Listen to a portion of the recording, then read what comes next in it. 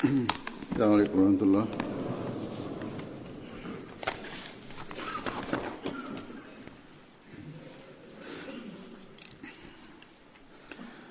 أشهد أن لا إله إلا الله وحده لا شريك له وأشهد أن محمدا عبده ورسوله أما بعد فأعوذ بالله من الشيطان الرجيم بسم الله الرحمن الرحيم الحمد لله رب العالمين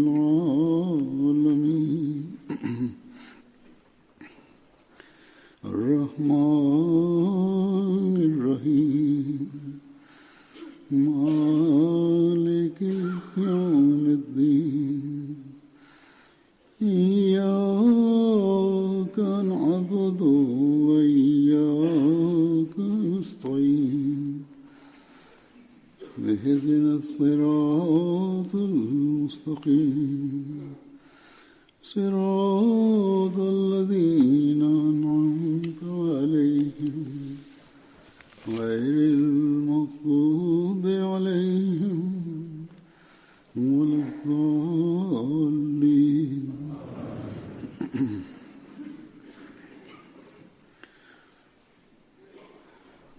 Rahim. Obećani Mesija, alejsalam, je jednom prilikom, spominjući žrtvovanje ashaba, časnog poslanika, sallallahu alejhi ve sellem, i njihov položaj i Allahove blagoslove koji su bili na njima, spominjući ovu stvar, u jednom prilikom obećani Mesija, alejsalam, kaže: Hazret Ebu Bekr radijallahu anhu je sve što je imao, svo svoje bogatstvo i imetak potrošio na Allahovom putu. I posvojio je jednostavno život više skučenosti. Međutim, kao rezultat toga on ga je učinio kraljem cijele Arabije i kroz njegove ruke, kroz njega, on je oživio religiju islam i proširio religiju islam zapravo. I Allah mu je dao takve blagoslove koje niko nije mogao ne zamisliti. Tako da su ovi ljudi sa najvećim mogućim ljubavlju i ljubaznošću su se tako ponašali, to je primjer za sve ljude. Život ashaba je bio takav da od svih drugih poslanika, u životima poslanika ne možemo vidjeti primjere toga. On kaže, činjenica je da ukoliko osoba ne odbaci svoje želje i sebične ciljeve, on ne može se približiti Bogu, nego zapravo bude izgubljen u sebi. Sav sebični ego i želje, kad on sve to odbaci i ostavi ih, onda čovjek dolazi Allahu čistog srca, onda Allah dželešanhu sigurno daje čovjeku mnogo i Allah dželešanhu drži njegovu ruku. Međutim, uvjet je da čovjek treba da bude spreman da umre na Allahovom putu, jer Allah dželešanhu je taj jedini koji ostaje zauvijek, a svako će napustiti ovaj svijet i sve slave. I kaže, život je stvar koja će nestati, čovjek će nestati, neće ostati zauvijek. Međutim, ukus toga uživaju oni ljudi koji žive radi Allaha. I ovo je razlog da onaj ko je blizu Allahu dželešanuhu, Allah za njega na ovom svijetu proširi svoje prihvatanje i primanje. I ovo prihvatanje i primanje je za koje, na primjer kao što se svjetovni ljudi rade sve što mogu da dobiju neku titulu ili da budu na nekom uvaženom mjestu ili da imaju prisustvo im bude dato, prisustvo kralje, tako da dalje. Međutim, ove stvari budu date samo onim ljudima, bude data slava i blizina Allaha koji radi Allaha dželešanu, koji su spremni da radi Allaha sve napuste. Ne samo što su spremni, nego zapravo oni napuste sve radi Boga. Svrha je da oni koji sve napuste radi Boga, bude im dato sve. Kad je sjetio obećan Mesija na tom skupu, kad je ovo rekao, u drugom navodu se u izvještaju ove riječi se tamo nalaze i kaže da radi svjetovnih vlada, ako neko uradi nešto, bude nagrađen za to. Normalno vidimo ove stvari, da šta god dadnete i uradite nešto, budete nagrađeni za to. I onaj ko sve dadne radi Allaha, zar onda ne treba da dobije nagradu za to? I on kaže, ljudi ne umru ukoliko ne dobiju mnogostruko onoga što su dali na Allahovom putu. Allah dželešanu ne ostaje dužan nikome. Međutim, ljudi koji uistinu znaju ove stvari, vrlo je mali broj, to je vrlo tužno. Slično tome, oni ljudi koji pokazuju ovako na ponašanje i stavi, vidimo da primjer ovakvih ljudi je vrlo iznenađujuće da vidimo primjer koji oni pokazuju. Duhovna moć časnog poslanika sallallahu alejhi ve sellem je bila takva da on nije samo promijenio pravac kako su oni živjeli Arapi, nego je promijenio kompletno njihov pravac od ljubavi prema svijetu da steknu ljubav prema Allahu. I Allah im je dao takvu visinu i visoke položaje da čiji primjeri se ne mogu naći u svijetu. Hazret obećani Mesija alejhi selam, kako prelijepo je on dao ovaj primjer njihove visine. Kaže, njihov standard ljubavi, njihov standard žrtvovanja se ne može naći u životima prethodnih poslanika, nijedan takav primjer. Što se tiče sljedbenika poslanika.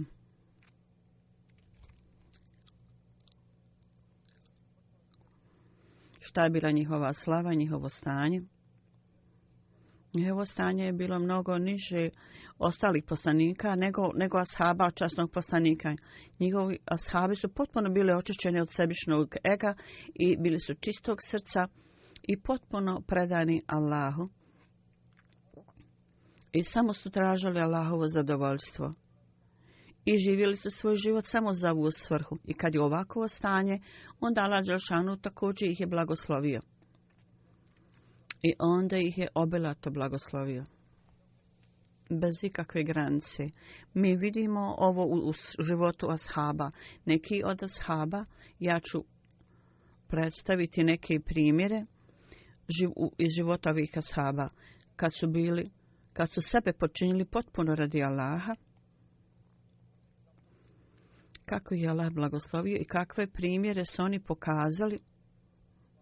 Hazret Ibad ibn Bešir bio je Ansaris ashab.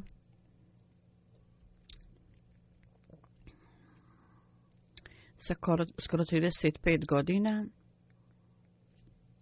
je postao musliman i njegov ibadet i učenje časnog Kur'ana su bili tako u jednom događaju. Hazret Aša radijallahu anhu kaže u jednom hadisu, kaže jednu noć, neko je prenio, kada je Hazret Aša rekao, kada jednu noć poslanik je ona ustala na taođu namaz i časni poslanik je slušao iz obližnje džamije učenje Kur'ana. Časni poslanik sallallahu alejhi ve sellem je vrlo rano ustajao. I časni poslanik je rekao, je li ovo ibad ko uči Kur'an? Hazret Aša kaže, ja sam onda rekla, izgleda da je njegov glas. Na to je časni poslanik sallallahu alejhi ve sellem učio dovu za nju i molio Allaha, o Allahu imaj milosti prema ibadu. Kako su bili sretni ovi ljudi? Ovi koji su u toku ibadeta u noći i učili su časni Kur'an. Oni su tako provodili svoje noći I onda su postali primaoci, direktni primaoci dova časnog poslanika sallallahu alejhi ve sellem. I Allah dželešanuhu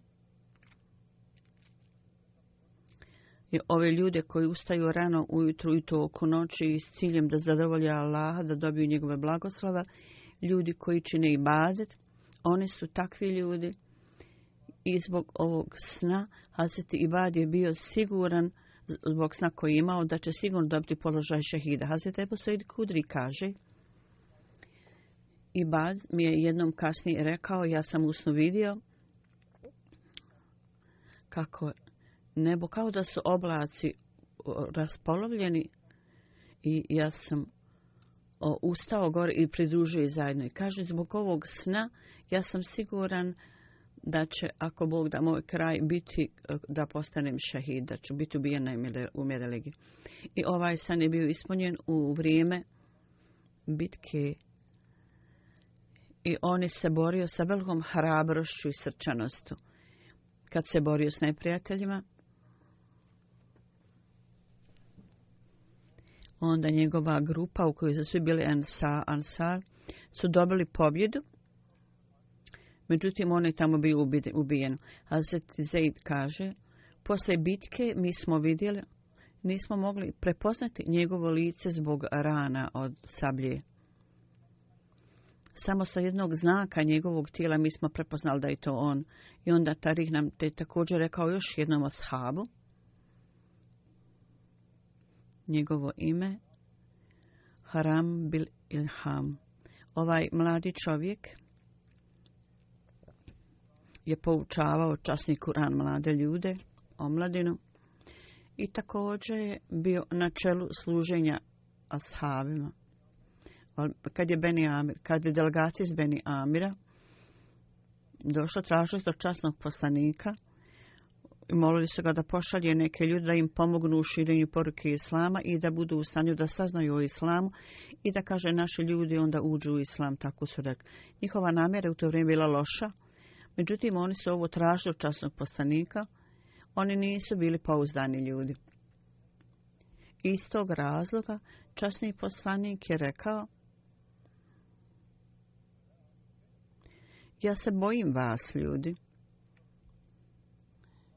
Možda će vaši ljudi nanijeti neku štetu i povredu o ljudima koje ja pošaljem. A na to su oni rekli.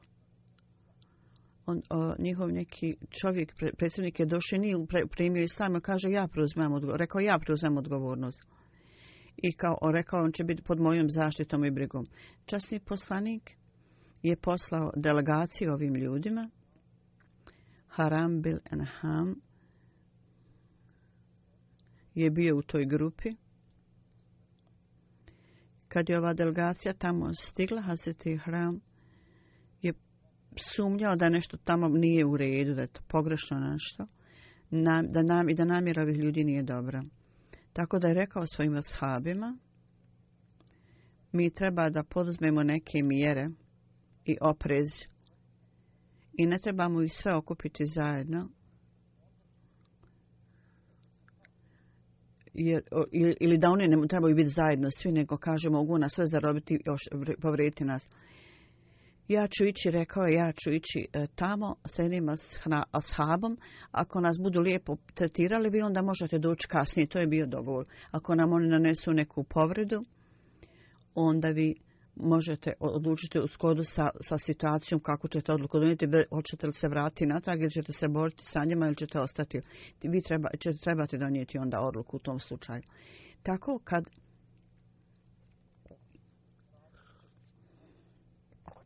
je Haram bil Enham i njegovi ashabi, kad su otišli tamo tim ljudima, onda je vođa ove grupe pokazao na nekog i on je od traga napao hrama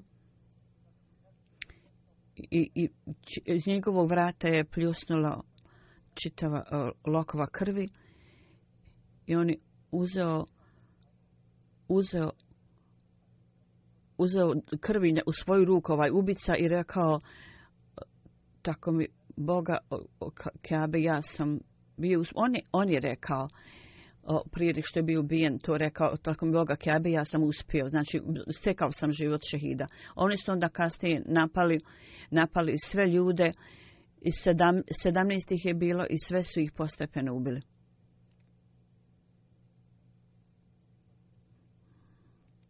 Kad su ovi ljudi tako divljački ubili ove ashabe, oni su u vrijeme molili o Allahu, primi naše žrtve i da čovjek sazna o našem stanju, da časni poslanik sazna o našem stanju, jer za nas nema potrebe da damo obavještenje. Tako da je časni poslanik, sallallahu alejhi ve sellem, Hazreti Džibrail mu je došao i prenio selam svih ovih ashaba i rekao časnom poslaniku detalje u njihovoj situaciji. Časni poslanik je obavijestio ostale ashabe da su svi ovi ljudi bili ubijeni. 17 ashaba, kao što sam rekao.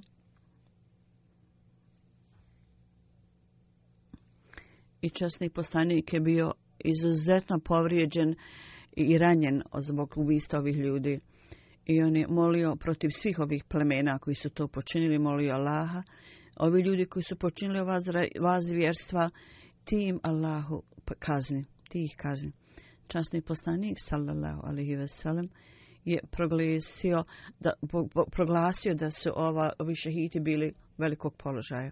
Zatim Mesima alejhi selam kaže ova njihova ljubav i naklonost njihovo žrtvovanje radi religije. Spominjući ovo, on je na jednom mjestu rekao, njihova ljubav je bila takva stvar koja osposobljava čovjeku da radi sve što hoće.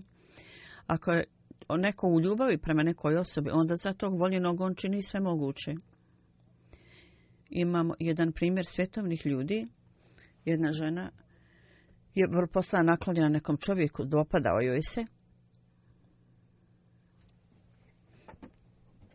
I oni su je udaljavali od tog i oni su je tukli, međutim ona je ipak ostala naklonjena, ona je insistirala. Kad su sva ova mučenja, kad je to podnijela, ove kušnje i teškoće, kad je sve to prošla, rekla je, meni je draga ova patnja. Zamislite onda osobu koja je u ljubavi prema Allahu dželešanuhu i koja je spreman da položi svoj život radi Allaha. Tako, ako dođe pod prijetnju i kaznu Allahovu, oni onda nije briga, nego uživaju u tome. Ashabi, da Allah bude zadovoljan sa njima, pogledajte na njihovo stanje. Kakva vrsta zvjerstava su počinjeni prema njima i oni su podnosili jako mnogo teškoća, ne samo muškarci, nego žene također. Kad vidimo to, zapravo nam se koža diže koža naježi.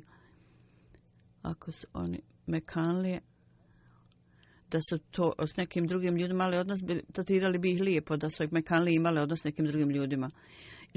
Šta je sposobilo ove ljude da budu čvrsti u svim tim patnjama, to je njihovo zadovoljstvo. A zadovoljstvo je došlo iz njihovog tog stanja, uvjerenja i te ljubavi. I navodeći ovaj primjer, kaže u pogledu jednog ashaba, kad su mu ruke bile odsječene, on je rekao, ja ću uzeti abdest. Kad mu je glava bila odsječena, on je rekao, ja ću činiti seđdu. Dok je to govorio, umro je. U to vrijeme je molio Allaha obavijesti časnog poslanika o mom stanju. Časni poslanik, sallallahu alejhi ve sellem, bio je u to vrijeme u Medini. Džibrail mu je došao i rekao, assalamu alejkum. Poslanik je rekao, alejkumu selam. I časni poslanik je obaviješten o ovom događaju i rekao je, poslije ovog ukusa i užitka koju osoba primi poslije na ljubavi prema Allahu dželešanu, onda je on spreman da bude skršen kao malince, kao što su ashabi rekli, kao što taj ashab rekao, u ime gospodara Boga Kjabe, ja sam bio uspješan, ja sam ostvario svoj cilj, dakle postao sam šehid, ovaj prethodni ashab. Dakle, sve su teškoće ču, međutim, za muslimana je to sve lako. Međutim, vjernik je uvijek spreman da bude ubijen. Iako je nekome rečeno ili postani kršćanin ili ćeš biti ubijen, onda trebate vidjeti kolika je odluka te osobe. Je li spreman da položi svoj život ili želi postati kršćanin. Ako dadne prednost smrti, onda je on istinski vjernik. Dakle, ukratko, ove kušnje koji podnose vjernici, u tome ima ukus. Razmislite o tome, razmislite o ovim stvarima. Ako ove muke nisu bile pune radosti, kako su onda ovi ashabi bili spremni i kako su mogli tolerirati ovako dug period mučenja i proganjanja. Ovi primjeri ashaba koji su ovdje dati, u tome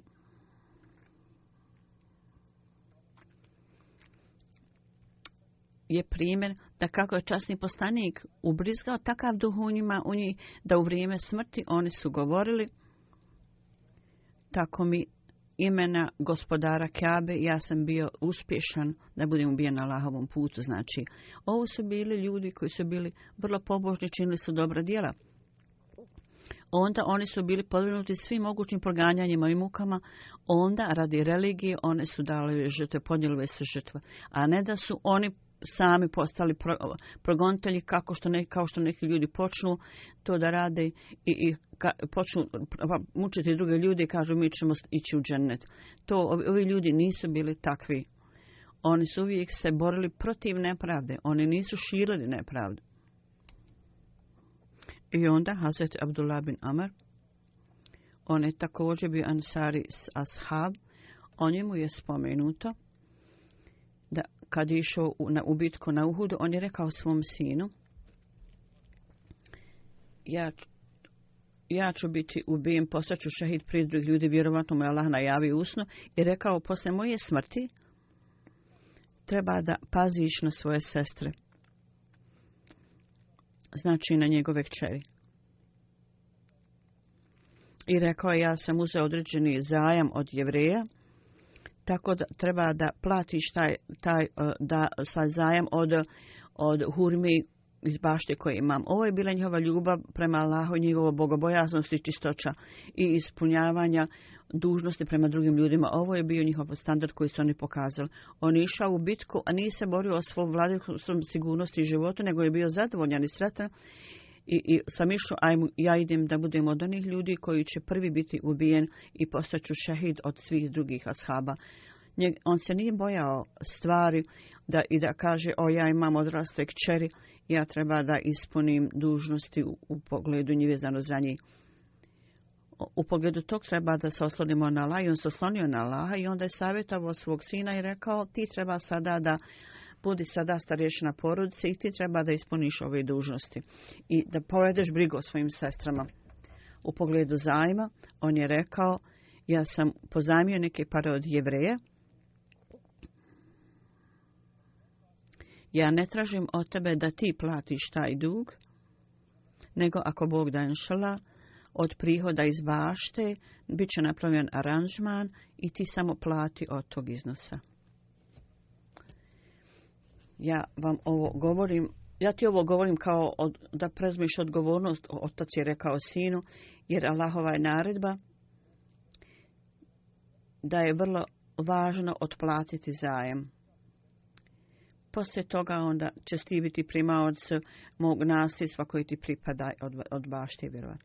Hazreti Abdullahova ubijstvo, kako je Allah dželešanuhu blagoslovio ovo ubijstvo ovog šehida.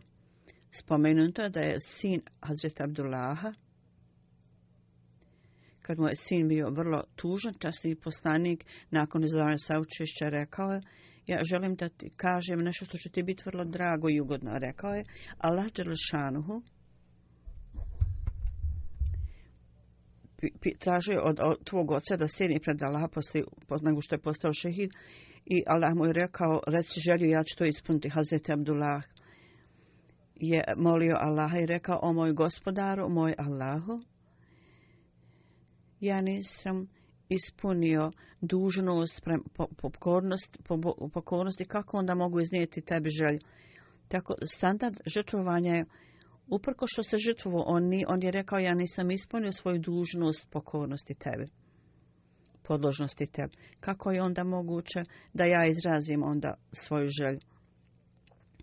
Ja samo želim tvoju milost i oprost. I onda je rekao, ako me pitaš za želju, moja želja je da me pošalješ natrag ponovo u život, da onda ponovo se borim sa ashabima i da ponovo budem ubijen, da postanem šahid. Allah dželešanu je rekao, ja sam već odredio da osoba koja jednom umre ne vraća se drugi put u ovaj život, tako da ova želja ne može biti ispunjena.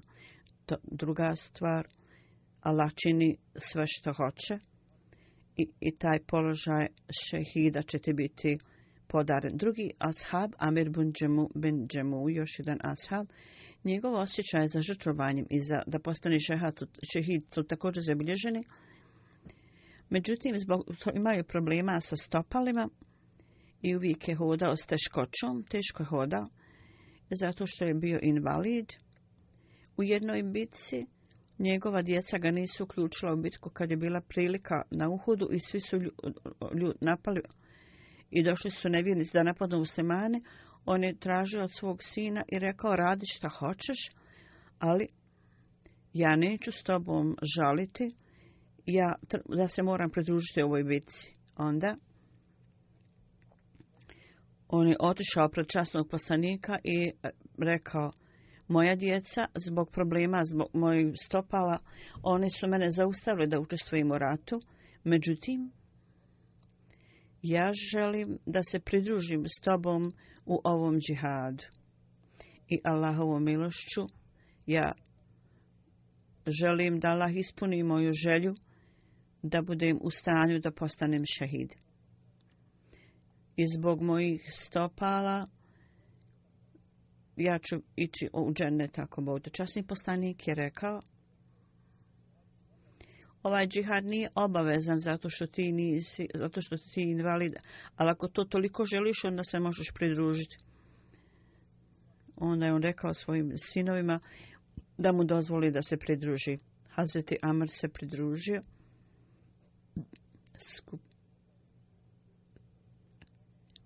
skupa sa drugim ashabima i molio je Allaha da mu dadne položaj šehida. I ova njegova želja je bila ispunjena i dat im položaj šehida, bio je ubijen na bojnom polju. Ovo su bili ljudi koji su bili izuzetno napred u svom uvjerenju i vjerovanju. Uzmite bilo koji događaj, bilo kojeg poslanika, njihova predanost i njihova odanost i radi Allaha, oni su davali svoje živote i imali posebnu želju. Svaki put, svi su oni bili spremni da dadu svoj život. Hazret Ebu Talha je bio još jedan ashab koji je bio vrlo popularan zato što je bio dobar strelac. U bitci na Bedru, u toku ove bitke on je pokazao veličanstven primjer i uspjeh i veliku demonstraciju svoje sposobnosti. Pokazao je svoju sposobnost.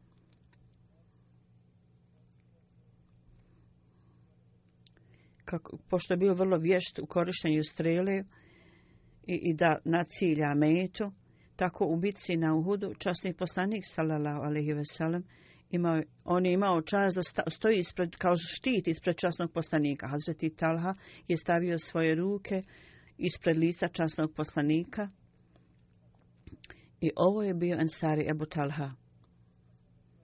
I ovaj čovjek također, ova osoba također, imao je čast da pokaže svoju hrabrost i srčanost pred časnim poslanikom bez ikakvog straha.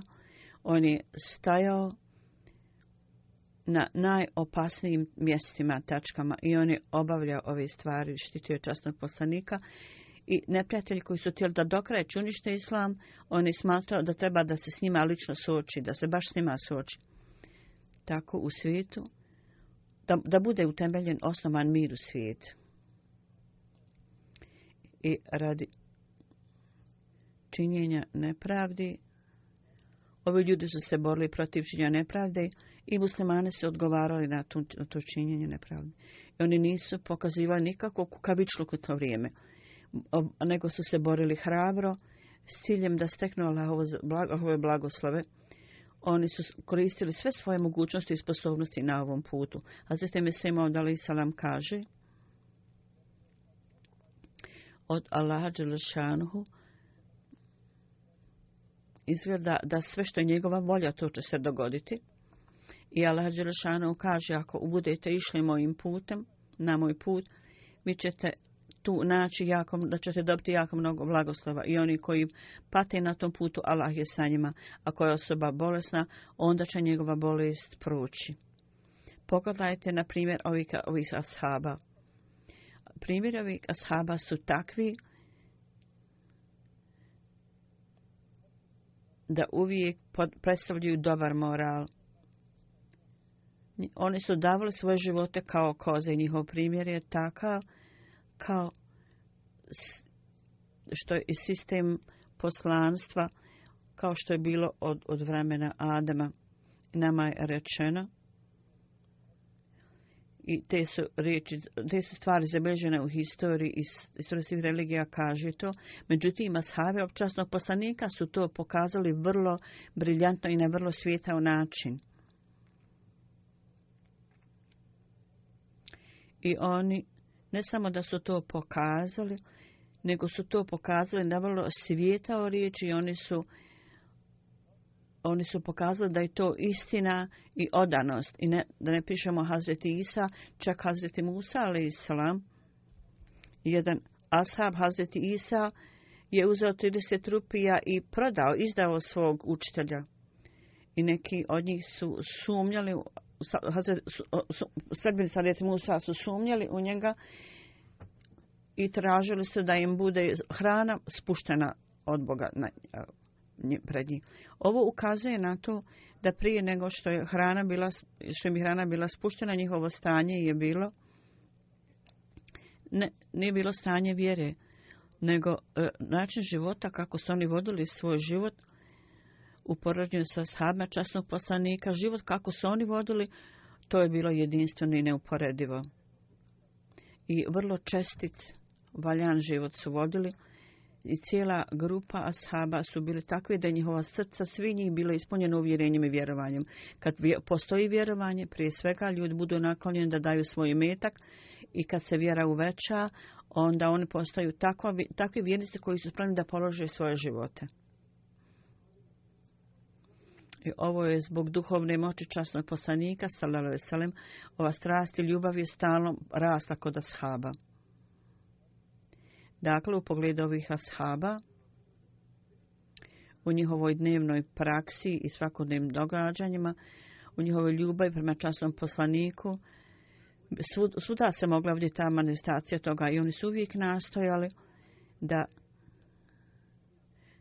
budu u stanju, da imaju priliku neku da pokažu svoju ljubav prema časnom poslaniku. U pogledu jednog ashaba spomenuto je da je uvijek nastojao da nađe priliku u običnim danima, u običnom životu, da bude u stanju da pokaže svoju odanost i predanost časnom poslaniku. U jednom hadisu je spomenuto kako je on jednom poslao neku hranu svježe napravljenu i poslao je časnom poslaniku. Kad se ova osoba po kojoj on poslao vratila se, on je pitao osobu je li časni poslanik nešto rekao. Ovaj čovjek je kazao da je časni poslanik rekao, Džabir je donio malo mesa. Na to je Hazreti Abdullah rekao, bin Amer rekao, moj gospodar, moj učitelj, treba meso. On je odmah zaklao kozu, ispekao meso i poslao časnom poslaniku. Časni poslanik, sallallahu alejhi ve sellem, je blagoslovio cijelu familiju svojom dovom i na to su ashabi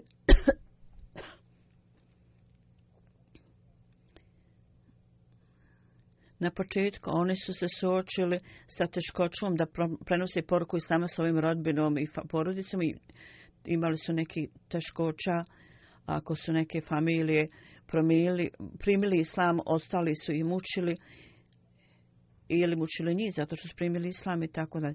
Hazreti Džamu kaže da njegov sin primio islam prije njega i otac je bio idolopoklonik i s ciljem da prenese poruku islamu, nije bilo drugog načina jer on nije bio voljan da išta sasluša i primi. Tako da je sin našao svoj način i veliki jedan kip koji je bio ukrašen u kući, on je uzeo taj kip i bacio ga u smeće u toku noći. Kad je Amir bin Džamu tragao za tim kipom i našao ga i vratio ga natrag, sa velikom ljutnjom bio je jako ljut i rekao je, ako iznađem ko je ovako postupio prema mom kipu, ja ću ga jako kazniti. Narednog dana sin je uradio isto to i taj kip isto bacio i ponovo njegov otac ga je našao tu i tamo. Tako konačno Hazreti Amr je očistio taj svoj kip i ukrasio ga i skupa uz kip stavio svoju sablju i rekao kipu, ja ne znam ko ovo sve radi tebi, ali sada ja stavljam sablju s tobom, tako ako neko dođe i postupa prema tebi loše, onda upotrijebio ovu sablju. Ponovo je onda došao i ujutru vidio da kip je nestao, ponovo je našao ga na smetlištu i onda je počeo razmišljati i rekao, kip koji ja smatram da je Bog nema čak hrabrosti da uprkos što sam mu dao sablju da mu bude dostupno, on nije mogao da se odbrani. Kako će onda mene zaštititi? Obraćajući se kipu, rekao je, da si ti Bog, onda ne bi bio bačen na smetlište. Ja vjerujem u Allaha i obožavam Allaha koji uvijek obezbjeđuje sve stvari, tako da je prihvatio islam. Tako među Ansarima, on je bio zadnja osoba među Ansarima. Amir bin Džamal bio je zadnji koji je prihvatio islam. Časni poslanik, sallallahu alejhi ve sellem, njegov stil i njegova naklonost i ljubav prema sahabima, kako on to izražavao, zbog njegove duhovne moći, ovi ljudi su bili u stanju da osnuju vezu sa Allahom dželešanu i Allah dželešanuhu je također blagoslovio direktno ove ljude. Ili kroz časnog poslanika, sallallahu alejhi ve sellem, neki blagoslovi su im dati. Ovo je također spomenuto i ovo također pokazuje visoki položaj ashaba. Bini bil Ikam, on se također uživa poseban položaj. U Buhari knjizi hadisa je spomenuto da je jedan put časni poslanik, sallallahu alejhi ve sellem, mu rekao, Allah dželešanhu mi je naredio i rekao, uči mi časni Kur'an. I časni poslanik je rekao, Allah dželešanhu je tražio od mene da mu ja učim Kur'an. I on je pitao, je li Allah izgovorio moje ime? Allah, koji je gospodar svih svjetova i svemira, je li on spomenuo moje ime? Časni poslanik je izgovorio tvoje ime i kaže Ubeyn bin Kab. U to vrijeme on je postao vrlo emotivan. U svakom slučaju, časni poslanik, sallallahu alejhi ve sellem, proučuje nekoliko ajeta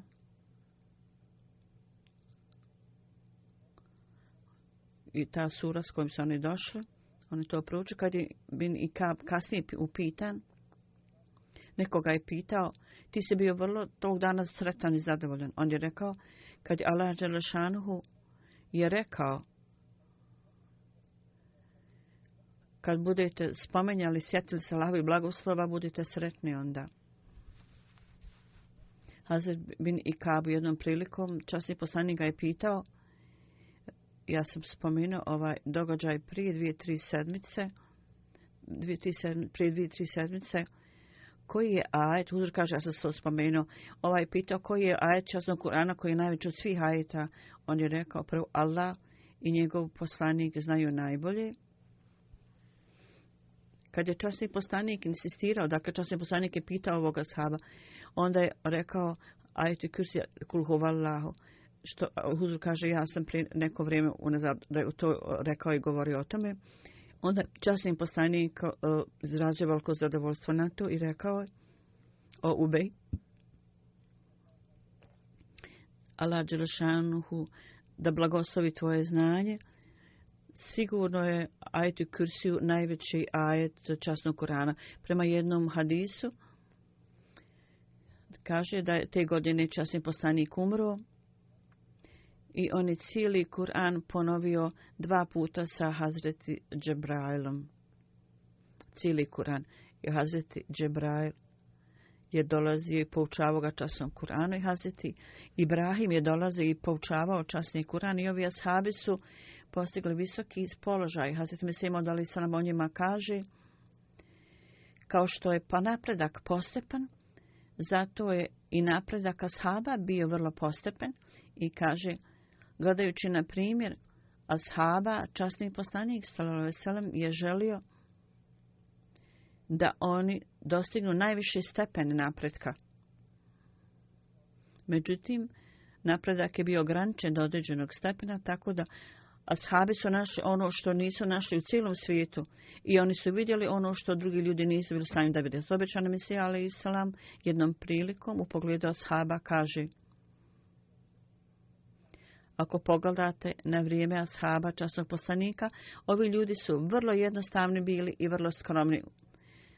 Baš kao što za kuhanje posuda kad je očišćena postaje sjajna, tako su bila srca ovih ashaba.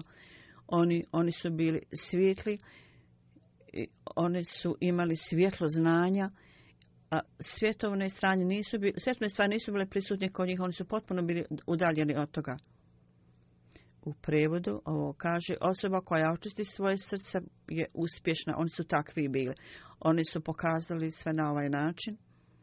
Oni su okrenuli svoja lica od pripisivanja drugova Allahu ili obožavanja kipova ili od obožavanja ljudi. I da hvalite neke ljude i da molite od drugih ljudi također pripada u kategoriju. Oni su krenuli da sve lice od svega ovoga i sve želje u svjetovne je bila potpuno izbačena iz njih srca. Oni su bile tako predani i vjerni da je svaki od njih bio kao Ibrahim. I on kaže, časni poslanik sallallahu alejhi ve sellem je kao tijelo, a njegovi ashabi su kao njegovi udovi, djedovi tijela. Da nas Allah dželešanu osposobi u istinskom smislu da prepoznamo položaj ashaba poslanika i također da slijedimo primjere njihove i osposobi nas da uvećamo našu odanost i predanost. Amin.